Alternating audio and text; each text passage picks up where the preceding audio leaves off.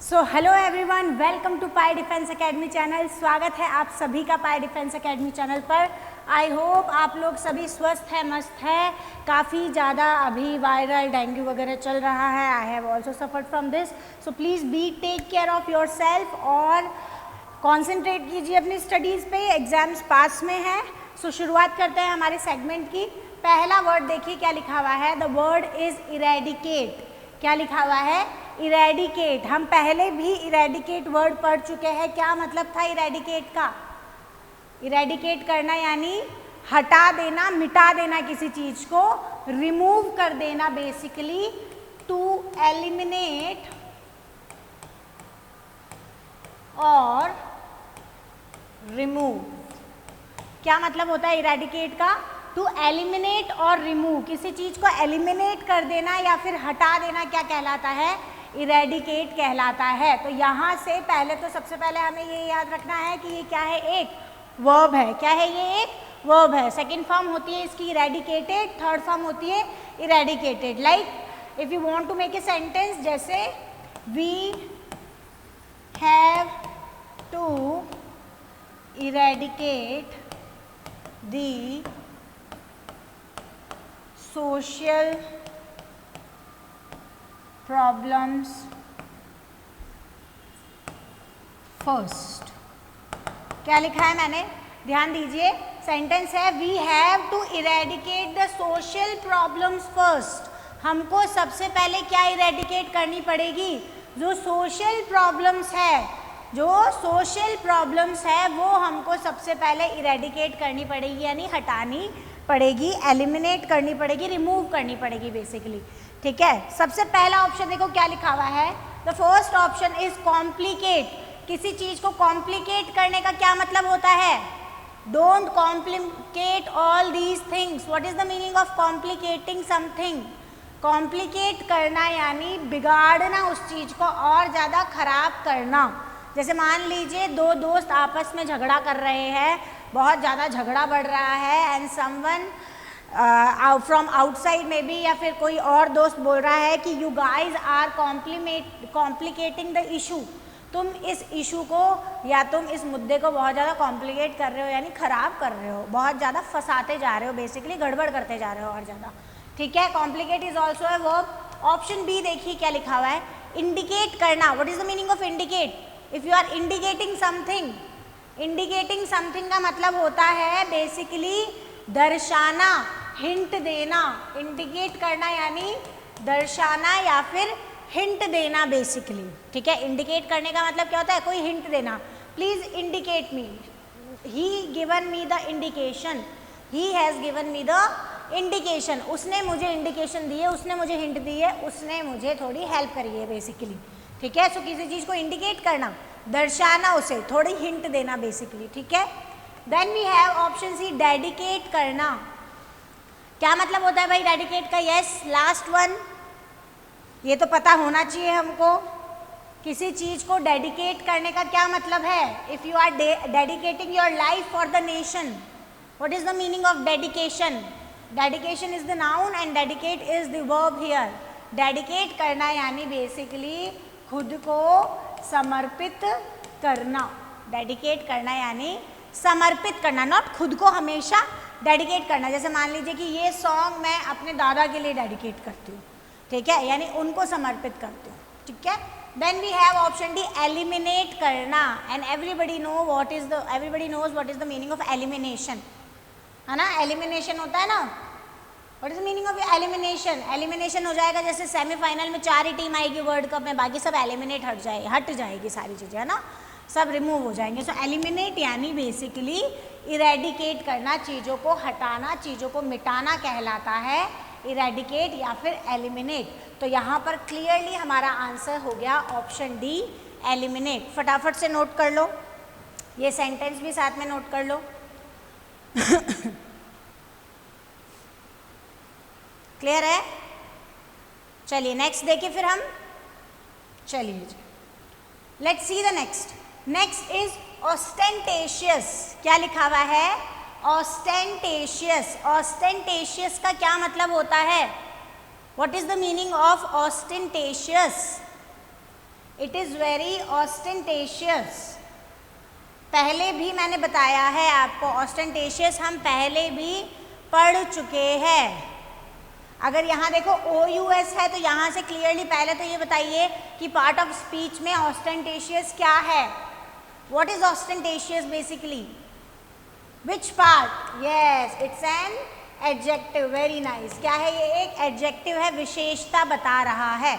और ऑस्टेंटेशियस कहलाता है a person who shows a lot, a person who shows everything a lot, ठीक है। या फिर कह सकते हैं शोई पर्सन, दिखावा करने वाला इंसान, दिखावटी। लेट मी राइट इन हिंदी, क्या बोलते हैं? दिखावटी लोग होते हैं ना, ये बहुत ही दिखावटी है। जैसे किसी ने गाड़ी ली है, ढिंडोरा पीट दिया पूरे शहर में, है ना, कुछ भी लिया है, ढिंडोरा पीट दिया पूरे परिवार के अंदर। ऐसे लोग जो बहुत ज़्यादा शो ऑफ करते हैं, शोई होते हैं, दिखावटी होते हैं, that person is called as an ostentatious person. Clear है? एज एन ऑस्टेंटेशियस पर्सन हम उस इंसान को कहेंगे। यानी यहाँ पर मैं लिख सकती हूँ clearly showy person, showy person, ठीक है। जैसे एक सेंटेंस, नॉर्मल एक सेंटेंस हम बना सकते हैं इस पे किस तरीके से, ही always shows he always shows off everything, वो हमेशा शो ऑफ करता रहता है चीज़ें को। he always shows off everything, वो चीज़ों को हमेशा शो ऑफ करता है। he is an ostentatious human being लिख दो, पर्सन लिख दो, बॉय लिख दो, गर्ल लिख दो, वट एवर यू वॉन्ट, ठीक है। So he always shows off everything, वो हमेशा चीज़ों को शो ऑफ करता रहता है, लोगों को दिखाता रहता है, दिखावट रखता है। He is ostentatious human being, he is an ostentatious, मतलब ये एक क्या है? दिखावटी इंसान है, शोई इंसान है, उसको हम कहेंगे ऑस्टेंटेशियस। पहला ऑप्शन देखो क्या लिखा हुआ है, नॉइजी। नॉइजी क्या होता है? ऐसा इंसान जो बहुत ज़्यादा नॉइज फैलाता है। What is the meaning of noisy person? Noisy मतलब हो गया शोरगुल मचाने वाला इंसान। यू आर सो नॉइजी, है ना। क्लास के अंदर जैसे मैं किसी को बोल सकती हूँ, जैसे आपको बोल सकती हूँ you are so noisy. Noisy मतलब जो बहुत ज़्यादा शोर फैलाता है, ठीक है। Then we have option B talkative. पढ़ चुके हैं हम टॉकेटिव? हाँ जी, आप बताओ। Second bench. यस, टॉकेटिव मतलब जिससे बात, बेसिकली बात करने लायक इंसान या बातूना इंसान, जो बात करता रहता है हमेशा, बातें, अच्छी बातें करता है ऑब्वियसली, ठीक है। That person is called talkative person. Option C, showy. Showy यानी वेरी इजी, शो करने वाला, हर चीज में दिखावट में विश्वास रखने वाला इंसान। अ person who always believes in show off, ठीक है। मैंने गाड़ी ली है, मैंने वॉलेट लिया है, मैंने घड़ी ली है, मैंने बंगला लिया है, व्हाटएवर। सो ऑप्शन सी हमारा यहाँ पर क्लियरली आंसर हो जाएगा। Then we have option D, wealthy. Wealthy का क्या मतलब होता है? वेल्दी यानी रिच पर्सन। वेल्दी क्या कहलाता है? A person who is very rich is called a wealthy person. ऐसा इंसान जो बहुत ज़्यादा रिच होता है, बेसिकली फाइनेंशियली बहुत स्ट्रांग होता है, that person is called wealthy. और रिच अमीर जिसको हम बोलते हैं। सो आंसर हमें मिल चुका है। ऑस्टेंटेशियस का आंसर क्या है? Option C, showy. नोट कर लो, सेंटेंस भी नोट कर लो and try to make sentence on that. I will see after the session. चलिए, let's go to the next one. Next will see enervate. क्या लिखा हुआ है? एनर्वेट, ENERVATE। एनर्वेट करना, किसी चीज़ को एनर्वेट करने का क्या मतलब होता है, या किसी इंसान को एनर्वेट करने का क्या मीनिंग होता है? पहले तो ये पता करना चाहिए कि एनर्वेट का मतलब क्या होता है ना। एनर्वेट का मतलब होता है बेसिकली सामने वाले को वीक फील करवाना। किसी इंसान को क्या करना? कमज़ोर महसूस करवाना, डीमोटिवेट करना, डीमोरलाइज करना, if we can use any other word then we can use demotivate करना या डीमोरलाइज करना, वीकन करना सामने वाले को, स्ट्रेंथ उसकी डाउन करना क्या कहलाता है, एनर्वेट कहलाता है बेसिकली, ठीक है। If you are actually pulling down someone, आप अगर किसी को नीचे खींच रहे हो, बेसिकली एनर्जी वाइज उसकी एनर्जी को आप ड्रेन करने की कोशिश कर रहे हो, उसको वीक करने की कोशिश कर रहे हो, तो उसको हम कहते हैं बेसिकली एनर्वेट। क्लियर है, सबको समझ में आ गया? एनर्वेट इस तरीके से हम यूज़ कर सकते हैं, ठीक है। जैसे मान लीजिए कोई इंसान ही क्यों, मान लीजिए जैसे बहुत ज़्यादा भीषण गर्मी है, बहुत ज़्यादा भीषण गर्मी चल रही है, बहुत ही ज़्यादा गर्मी चल रही है, 50 डिग्री प्लस जा रहा है, हमेशा एवरेज 50 डिग्री आ रहा है, ठीक है। इतनी गर्मी चल रही है तो सबको क्या कर देगी, वो कमज़ोर बना देगी, गर्मी बेसिकली निचोड़ देगी, है ना, वीक बना देगी। तो we can use this summer is enervating everyone. क्या मतलब हो गया, ये जो गर्मियाँ हैं, दिस समर, ये जो गर्मी है ये एनर्वेट कर रही है सबको, कर रही है, एनर्वेट मतलब सबको कमज़ोर कर रही है, कमज़ोर बना रही है। सो यहाँ से पता चल गया कि एनर्वेट एज ए वर्ब हम यूज़ करते हैं, और साथ साथ में एनर्वेटेड जो सेकंड फॉर्म है एनर्वेट की, उसको हम एज एन एडजेक्टिव भी यूज़ कर सकते हैं। चलिए पहला ऑप्शन देखो क्या लिखा हुआ है, एनर्जाइज करना। किसी चीज़ को एनर्जाइज करने का क्या मतलब है, if you want to energize something, energy भरने की कोशिश करना उसके अंदर, सामने वाले को बेसिकली एनर्जी देने की कोशिश करना is called energize. My father always energizes me, means मेरे पापा हमेशा मुझे स्ट्रेंथ, एनर्जी देने के लिए, पावरफुल बनाने की कोशिश करते हैं। सो एनर्जाइज करने का मतलब है एनर्जी लेने की कोशिश करना, देने की कोशिश करना। Then we have option B, lure. She is luring him और शी इज टेम्पटिंग हिम। क्या मतलब होता है ल्यूर करना, एंटाइज करना या टेम्प्ट करना किसी को टेम्प्ट करना, लूर करना या एंटाइज करने का मतलब होता है सामने वाले को अपने प्रति आकर्षित करना, है ना, सामने वाले को अपने प्रति आकर्षित करना।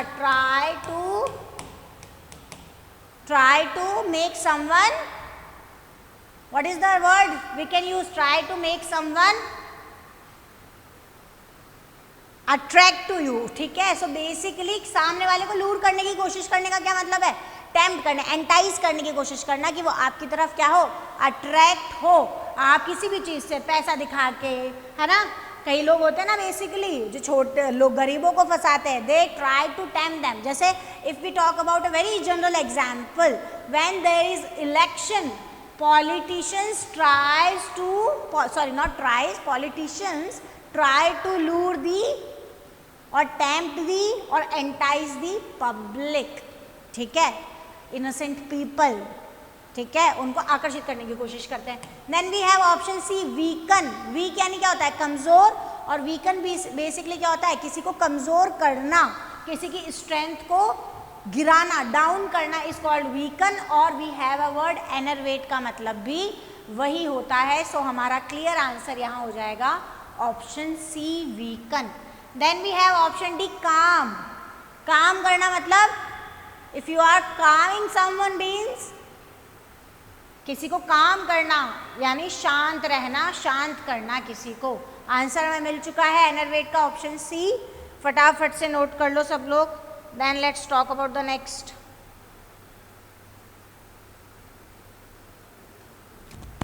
हाँ बेटा, सेम मीनिंग है वो भी।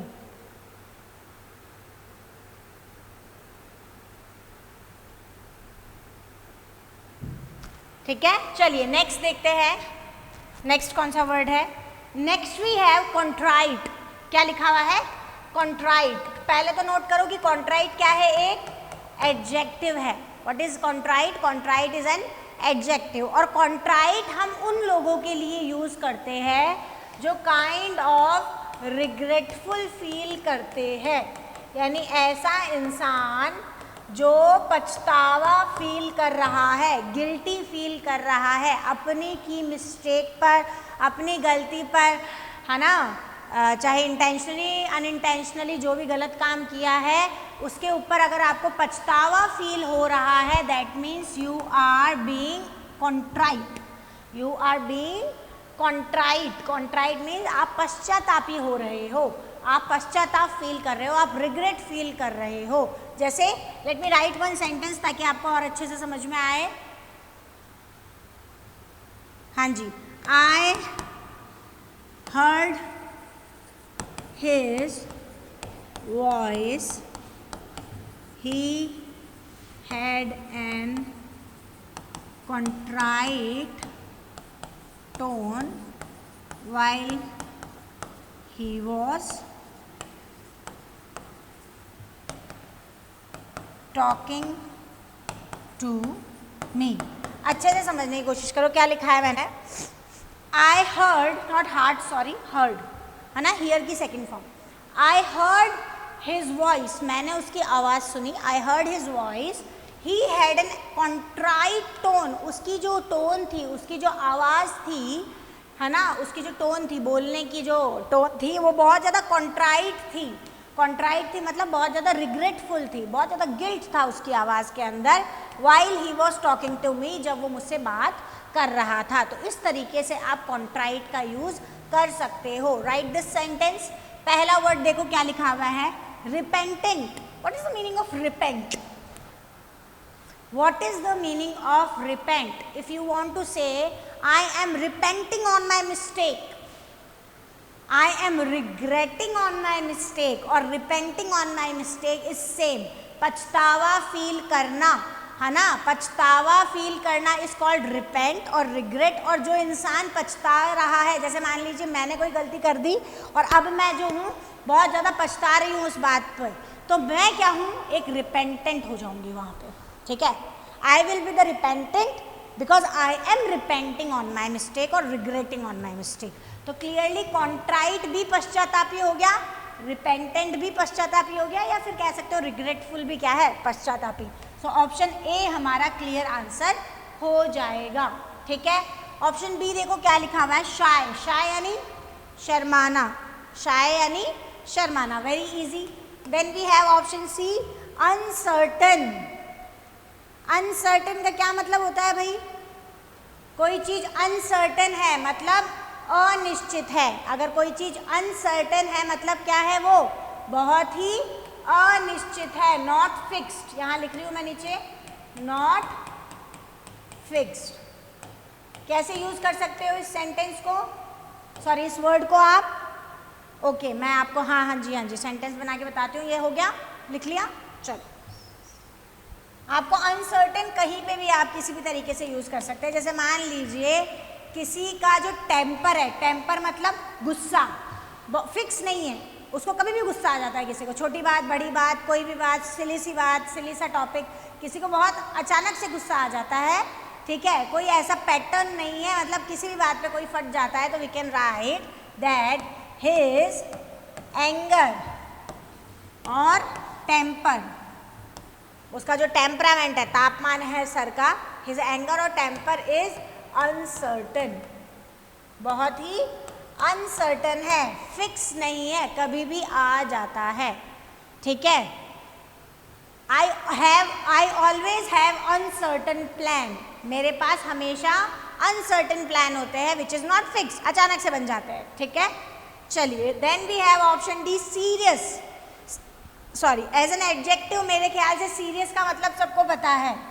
सीरियस किसको कहेंगे हम?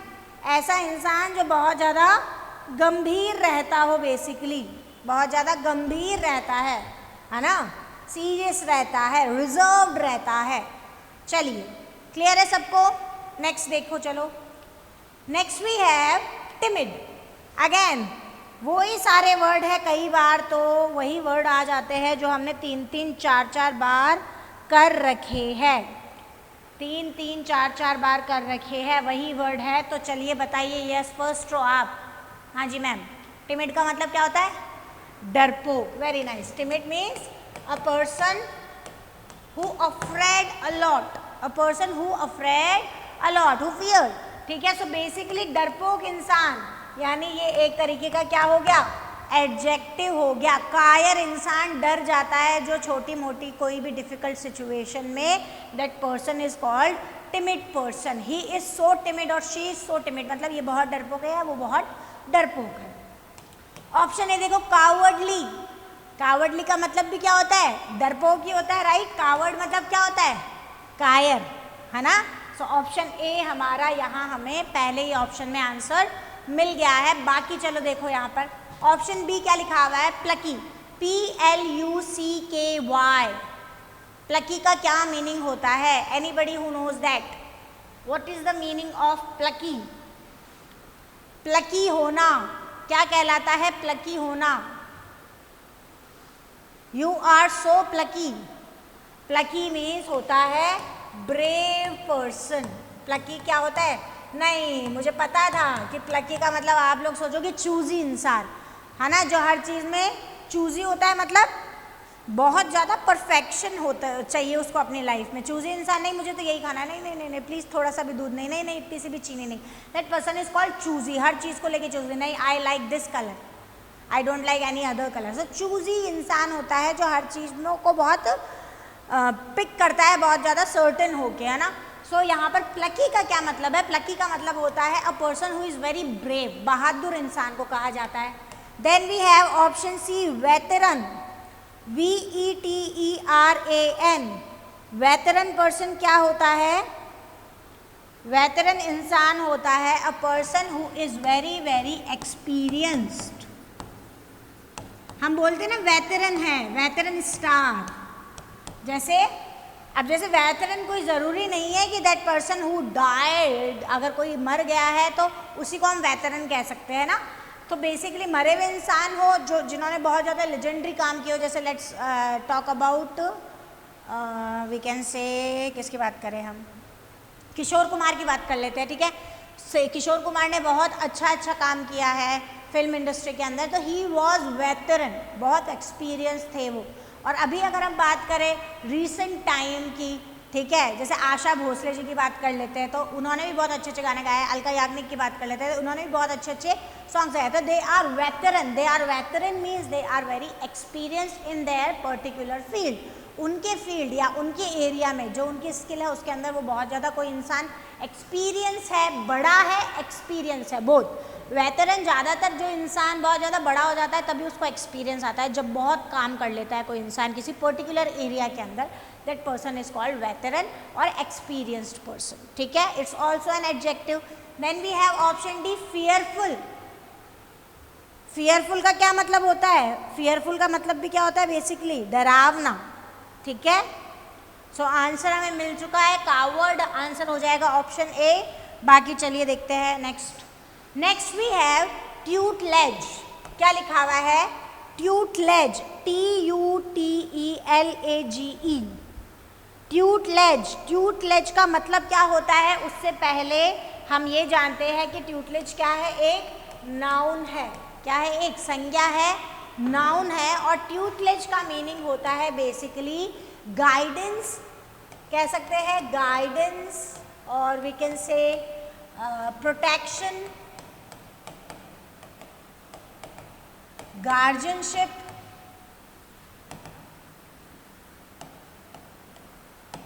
और सपोर्ट। अलग अलग वर्ड से हम इसको समझा सकते हैं। कैसे? जैसे बेसिकली ट्यूटलेज क्या होता है?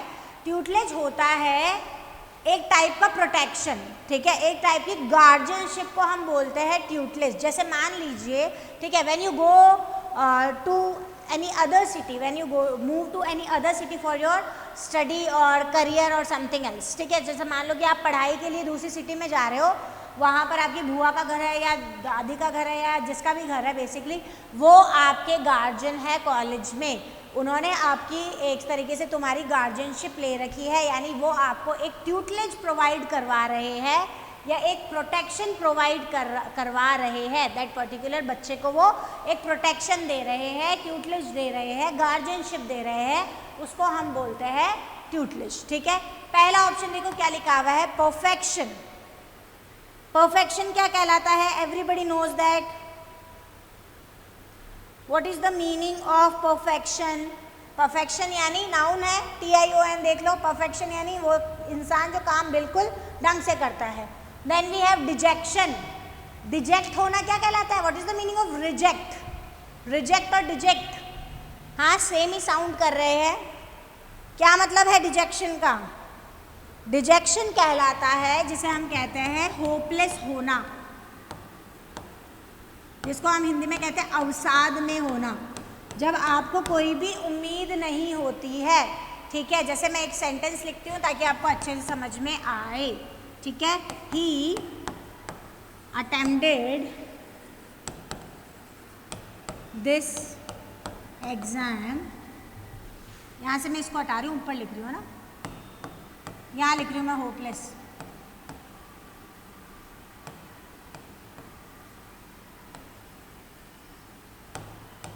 होपलेस होना, ठीक है।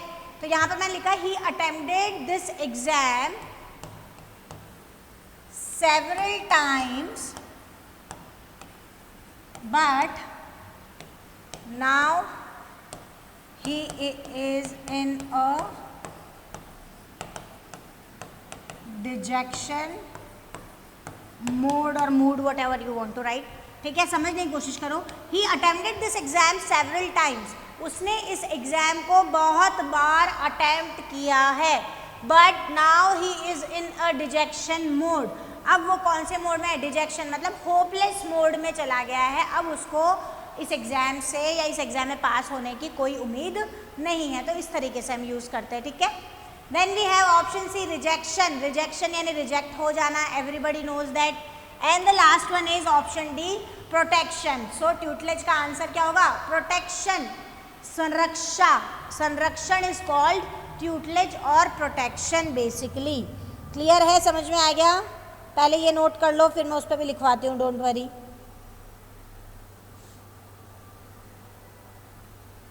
ठीक है, हाँ मैं ट्यूटलेज पे भी आपको सेंटेंस लिखवाती हूँ। ये नोट हो गया ना? चलो,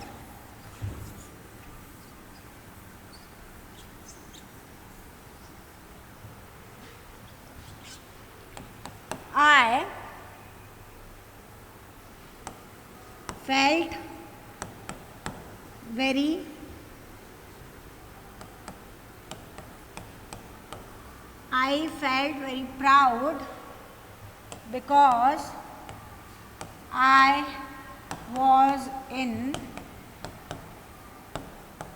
tutelage of my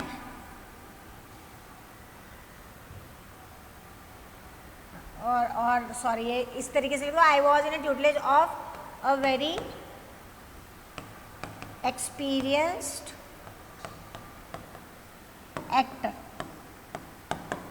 क्या लिखा है मैंने? नॉर्मल सेंटेंस है, आई फेल्ट वेरी प्राउड, मुझे बहुत प्राउड फील हुआ या होता है, और फील लिख देती हूँ मैं यहाँ पे, आई फील वेरी प्राउड, मुझे बहुत गर्व होता है, because I was in tutelage of a very experienced actor.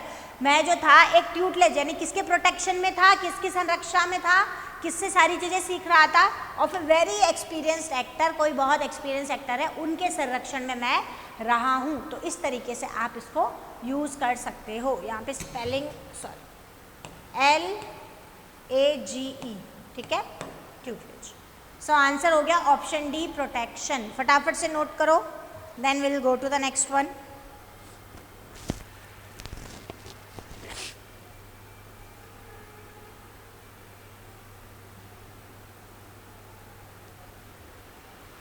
Clear है? चलो नेक्स्ट देखिए। Next we have botch, BOTCH, है ना, बॉच। बेसिकली बॉच पहले तो नोट करो क्या है, एक वर्ब, और बॉच का मतलब होता है कोई भी काम बहुत खराब तरीके से करना, do something very badly, do something. Something का मतलब होता है, यहाँ पर मैं समथिंग के लिए यहाँ पर वर्क लिख रही हूँ ना ब्रैकेट में, ताकि आप समझ जाओ। डू समथिंग वेरी बैडली, किसी भी काम को बहुत गलत तरीके से करना, किसी काम को बहुत ही गलत तरीके से करना। गलत तरीके का मतलब है, बैडली का मतलब है यहाँ पर केयरलेसली, किसी काम को बहुत ज़्यादा केयरलेसली करना, केयरलेसली करने का मतलब क्या है, बहुत ज़्यादा लापरवाही से किसी काम को करना क्या कहलाता है, बॉच कहलाता है। किसी काम को बहुत ज़्यादा लापरवाही से करना कहलाता है बॉच। जैसे I don't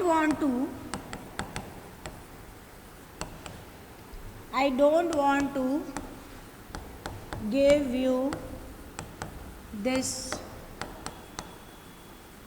important work because you always watch everything। आपको सेंटेंस में मैं थोड़ा सा बड़ा और इजी इसलिए समझाती हूँ ताकि आपको क्लियरली समझ में आ जाए कि क्या मतलब है। यहाँ पर देखो क्या लिखा है मैंने, I don't want to give you this important work, मैं तुमको ये काम, ये इम्पॉर्टेंट काम नहीं देना चाहती हूँ, because you always watch everything, तुम सब कुछ क्या कर देते हो, वॉच कर देते हो, बिगाड़ देते हो, सारा काम लापरवाही से करते हो, गलत तरीके से करते हो। ठीक है, इस तरीके से हम वॉच का यूज करेंगे। पहला ऑप्शन देखो क्या लिखा है, बोरो। बोरो करने का क्या मतलब है, everybody knows that. What is the meaning of borrow? Borrow यानी उधार लेना या उधार लेना क्या कहलाता है, बोरो कहलाता है। If you are borrowing something means you are taking something from someone for some period basically. ठीक है, then we have promote.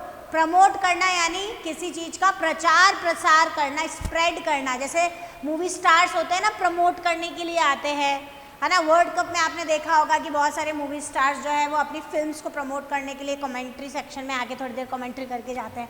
So basically that is called promote. जैसे मान लीजिए आपने कोई बहुत बढ़िया बिजनेस आइडिया सोचा है दिमाग में, आपने एक बड़ा अच्छा बिजनेस सेटअप डाल लिया है, कोई बड़ी अच्छी दुकान खोल ली है, या जो भी आपका स्टार्टअप है वो आपने दिमाग में डाला है। Now you are promoting that, है ना, बैनर लगा रहे हैं।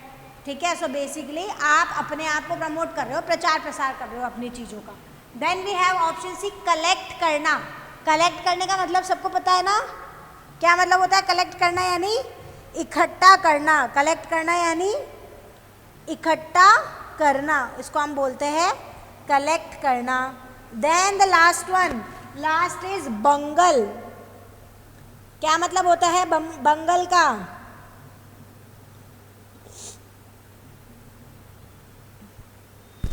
बंगल यानी क्या होता है, BUNGLE, जंगल नहीं बेटा, बंगल। बंगल अप करना किसी चीज को, bungling something means you are doing something carelessly. Option D हमारा आंसर होगा। बंगल करना यानी बेसिकली काम बिगाड़ना, काम खराब कर देना, लापरवाही करना काम में, बंगल करना, काम बिगाड़ना is called bungle. So option D और बॉच दोनों आपस में सेम है मीनिंग में, आंसर हो जाएगा ऑप्शन डी बंगल। चलिए नेक्स्ट देखते हैं। Next we have convivial. क्या लिखा हुआ है, कॉन्विवियल। और कॉन्विवियल है क्या, पहले तो ये बताइए। कॉन्विवियल इज एन एडजेक्टिव। क्या है ये, एक तरीके का एडजेक्टिव है। कॉन्विवियल क्या है, एडजेक्टिव है। और कॉन्विवियल का मतलब क्या होता है, दैट यू शुड नो। ठीक है, कॉन्विवियल मतलब होता है a person who is very cheerful और जॉवियल। कोई इंसान हंसमुख है, खुश रहता है, बहुत ज़्यादा जॉवियल है। जॉवियल यानी खुश है, जॉली है नेचर के अंदर, हंसमुख है, जॉली नेचर के अंदर मतलब सबसे बात करता है, मस्त रहता है। उस इंसान के लिए हम यूज़ कर सकते हैं कॉन्विवियल पर्सन। उसके लिए हम क्या यूज़ कर सकते हैं, convivial person. A person who is very friendly basically, ऐसा इंसान जो बहुत ज़्यादा फ्रेंडली होता है। फ्रेंडली होता है मतलब सबसे अच्छे से बात करता है, खुश रहता है, सबको खुश रखने की कोशिश करता है, चीज़ों को काम कर रखने की कोशिश करता है, जिसको हम बोलते हैं साथ साथ में अफेबल, जिसको हम क्या कह सकते हैं, अफेबल। ठीक है, चलिए पहला ऑप्शन देखो क्या लिखा हुआ है। देखो पहले ऑप्शन में ही हमारे पास में जॉवियल आंसर हमें मिल चुका है। Option A is the clear answer. हाँ बेटा, सेंटेंस। चलिए सेंटेंस देखो यहाँ पर क्या सेंटेंस बना सकते हैं हम, किसी भी चीज़ को लेके बना सकते हो। जैसे I like this party, it is so convivial, बहुत ही कॉन्विवियल है। और यहाँ पर कॉन्विवियल के साथ में मैं ब्रैकेट में उसका मीनिंग लिख रही हूँ। इसी तरीके से आप भी सेंटेंस लिखा करो ताकि आपको समझ में आ जाए। यहाँ तक तो हिंदी समझ में आ जाती है, सेंटेंस पढ़ते पढ़ते ये समझोगे तो ऐसे याद करने की या रटने की ज़रूरत नहीं होगी, आपको सेंटेंस के थ्रू ही याद हो जाएगा। क्या लिखा है मैंने? आई लाइक दिस पार्टी, मुझे ये पार्टी बहुत पसंद है। इट इज़ सो कॉन्विवियल, बहुत ज़्यादा कॉन्विवियल है, बहुत ज़्यादा चीयरफुल है, अच्छी है। तो इस तरीके से हम कॉन्विवियल का यूज़ करते हैं। चलिए नेक्स्ट देखते हैं हम। नेक्स्ट ऑप्शन है हमारे पास में सॉलिटरी। क्या लिखा हुआ है? Solitary. What is the meaning of solitary life? What is the meaning of solitary life? He lives a solitary life. अगर मैं ये वर्ड यूज कर रही हूँ किसी के लिए, ये सेंटेंस यूज कर रही हूँ, लेट सपोज आपके लिए, you live a solitary life और I live a solitary life और particular person lives a solitary life, means क्या हो गया? Lonely life. जो इंसान अकेला जीता है, हमेशा अकेला रहता है, ठीक है, that person is called that persons life is called solitary life. So basically solitary का मतलब होता है लोनली। सॉलिटरी का मतलब क्या होता है? लोनली, ठीक है, अकेला इंसान। Then we have option C aloof. Aloof मतलब होता है not friendly, a person who is not friendly. यानी यहाँ पर अगर हमें एंटोनिम ढूंढना होता तो क्लियर जो कॉन्विवियल का आंसर क्या हो जाता? ऑप्शन सी हो जाता, अलूफ, ठीक है। अलूफ का मतलब होता है person who is very reserve, not that much friendly, है ना, बहुत ज़्यादा कंजर्व टाइप होता है, कंजर्वेटिव टाइप होता है, ज़्यादा बात नहीं करता है, दूर दूर रहता है, that person is called aloof. Then we have option D crowded. Crowded यानी भीड़ भाड़ से भरा हुआ, लोगों से भरा हुआ, crowded place, crowded mall, crowded lift, crowded building, crowded event, ठीक है। इस तरीके से हम यूज कर सकते हैं। चलिए नेक्स्ट देखिए। क्लियर है, समझ में आ गया? हाँ, सेंटेंस नोट कर लो फटाफट। हाँ, चीयरफुल इंसान के लिए यूज करो, cheerful party, cheerful event, cheerful class. बहुत कोई अच्छी मस्त क्लास रही है आपकी, तो you can say very convivial class it was a very convivial class. बहुत ही चीयरफुल क्लास थी, मस्त क्लास थी, हंसी मजाक हुआ, ठीक है। तो इस तरीके से हम इसको यूज करते हैं। चलिए let's go to the next one. Next है हमारे पास में acuity, ACUITY। Acuity is a noun. Acuity क्या है? एक, सबसे पहले हमको ये पता होना चाहिए एक्यूटी क्या है? एक नाउन है। और एक्यूटी का मतलब क्या होता है? क्या मीनिंग होता है एक्यूटी का? Acuity is sharpness or we can say keenness और we can say in Hindi तीक्ष्णता। एक्यूटी क्या कहलाती है? तीक्ष्णता। किसी चीज के अंदर अगर बहुत शार्पनेस है, ठीक है, तो उस चीज, उसके लिए हम इस वर्ड को यूज कर सकते हैं एक्यूटी। जैसे मान लीजिए कि आपके थॉट्स बहुत ज़्यादा शार्प है, तो we can say your thoughts has an acuity. मतलब क्या हो गया? तुम्हारे थॉट्स के अंदर, तुम्हारे विचारों में एक तीक्ष्णता है, एक्यूटी है, शार्पनेस है, क्लियरेंस है। पहला ऑप्शन देखो क्या लिखा हुआ है? Sullen, SULLEN। सलन मतलब होता है उदास। सलन का मतलब क्या होता है? उदास बेसिकली, ठीक है, क्लियर। जैसे कोई लुक के अंदर, जैसे मान लो कोई फेशियल लुक के अंदर कोई इंसान फेस से बहुत ज़्यादा उदास लग रहा है, लुकिंग वेरी सलन, ठीक है, looking very sullen. Then we have option B dullness. Sharpness, dullness दोनों आपस में क्या है? ऑपोजिट है। हमको सिनोनिम ढूंढना है यहाँ पे, है ना। शार्पनेस है हमारे पास में आंसर ऑप्शन डी, ठीक है, लेकिन ये उल्टा हो गया। डलनेस मतलब क्या हो गया? डलनेस मतलब कमजोरी बेसिकली, ठीक है, किसी चीज़ में बहुत ज़्यादा कमज़ोर होना आपकी डलनेस है। और शार्पनेस इज एक्यूटी, तीक्ष्णता, शार्प होना किसी चीज़ में। उसके अलावा ऑप्शन सी सॉर्डिड। सॉर्डिड का क्या मतलब होता है भाई? Sordid are called immoral actions. अनैतिक कार्य करना, अनैतिक कार्य करना, इमोरल एक्शन करना इज कॉल्ड सॉर्डिड। आंसर हमें मिल चुका है। एक्यूटी का आंसर क्या हो जाएगा? Option D, sharpness. Anybody is here? जिसको प्रॉब्लम है, समझ में नहीं आया हो, क्लियर है सबसे? Activity basically you can use for awareness, है ना, अगर आपको किसी चीज़ की बहुत तीक्ष्णता, एक्टिविटी का मतलब है बेसिकली अवेयर हो आप किसी चीज़ को लेके, बहुत ज़्यादा शार्प हो, है ना, बहुत ज़्यादा गलिबल हो, उस चीज़ को सोचते हो, समझते हो, ठीक है, इंसाइट है आपकी, एक ब्रिलियंस है बेसिकली। तो इस तरीके से हम एक्टिविटी को यूज कर सकते हैं, ठीक है। जैसे मान लीजिए किसी को पॉलिटिक्स ज्वाइन करना है, फॉर एन एग्जाम्पल, किसी को पॉलिटिक्स ज्वाइन करना है, तो you can give him any advice, if you want to give any advice then you can say you should have activity in politics, then only you can survive in this. तुम्हारी तीक्ष्णता होनी चाहिए, sharpness होनी चाहिए politics में, तभी तुम survive कर सकते हो। चलिए आंसर हो गया option D. Last but not the least, celerity, CELERITY, celerity. पहले तो ये बताओ सेलेरिटी क्या है, एक नाउन है, वर्ब है, क्या है? यस, सेलेरिटी इज अ नाउन, और सेलेरिटी का मतलब होता है स्विफ्टनेस। सेलेरिटी का मतलब क्या होता है? स्विफ्टनेस, जिसको हम कहते हैं शीघ्रता। स्विफ्टनेस जिसको हम क्या कह सकते हैं?